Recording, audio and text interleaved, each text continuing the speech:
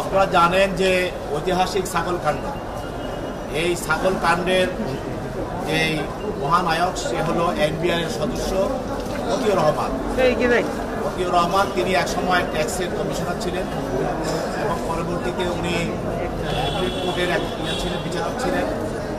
পরে উনি সরকার তাকে ফ্যাসিস্ট হাসিনা তাকে তার কাজে কর্মে সন্তুষ্ট হয়ে তাকে এনবিআর এর সদস্য করা হয় এবং সে এনবিআর সদস্য হওয়ার আগে সরকারের যে পরিমাণ রাজস্ব তারা বেহাত করেছে এবং সরকারের পদপুষ্ট যারা ছিল মন্ত্রী এমপি তাদেরকে বিভিন্নভাবে এই রাজস্ব ফাঁকি দেওয়ার বিষয়ে সহযোগিতা করেছে মতিউর রহমান এবং তার ফলস্বরূপ তাকে পুরস্কার হিসাবে এনবিআর সদস্য করা হয়।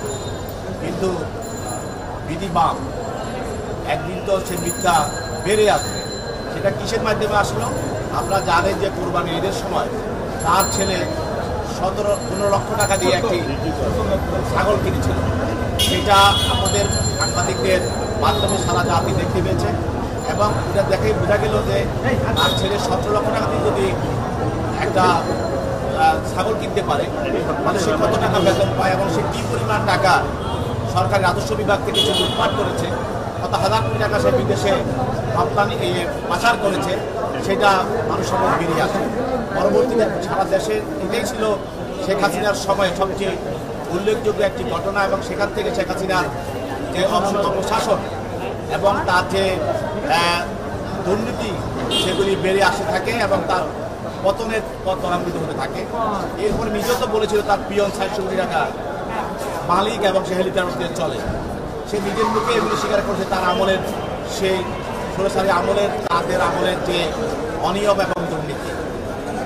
এই মতিউর রহমানকে বিরুদ্ধে দুদক তদন্ত করে জনগণের চাপে সেই তদন্তে দেখা গেল যে সে প্রাথমিকভাবে সে 1,93,00,000 টাকা তার সেই হিসাব দেয় নাই এবং সেটা গোপন করেছে। তারপরে প্রায় 13 কোটি টাকা তার জ্ঞাত আয়বৃত্ত সে সম্পদ পাওয়া গিয়েছে। এরপরে আরও বিশাল সম্পদ বেনামিতে এবং বিভিন্নভাবে সে বিদেশে পাচার করেছে, সেগুলিও বেরিয়ে আসছে এবং আসবে এখন। এই দুর্নীতি দমন মামলায় সে 1 নম্বর আসামি, তার স্ত্রী, তার নামেও সম্পদ আছে, সে 2 নম্বর আসামি। তার স্ত্রীকেও আজকে মহানগর আদালতে দুদকের মামলায় হাজির করা হয় এবং সেখানে রিমান্ড প্রার্থনা করা হয়। সেটা আগামী দিন রোববার শুনানি হবে। আর তার মামলাটি আজকে তাকে আজকে তার বাড়িতে যখন তাকে গ্রেপ্তার করতে যাওয়া হয় তখন তার বাড়িতে একটি শর্টগান পাওয়া যায় এবং সেই শর্টগানের তখন শর্টগানটি উদ্ধার করার পরে তাকে লাইসেন্স দেখাতে বলা হয়। সে লাইসেন্স দেখাতে পারে নাই, যেটা দেখিয়েছে সেটা 21 সালের মেয়াদ উত্তীর্ণ নবায়ন করা, এরপরে আর নবায়ন করা হয় নাই। এবং সেখানে আপনারা জানেন যে 25টি গুলি দেওয়া হয়েছিল যখন তাকে এই শর্টগানে দেওয়া হয়, সেখানে 24টি গুলি পাওয়া গেছে, আরেকটা গুলি পাওয়া যায় নাই। এটারও সে সঠিক ব্যাখ্যা দিতে পারে নাই।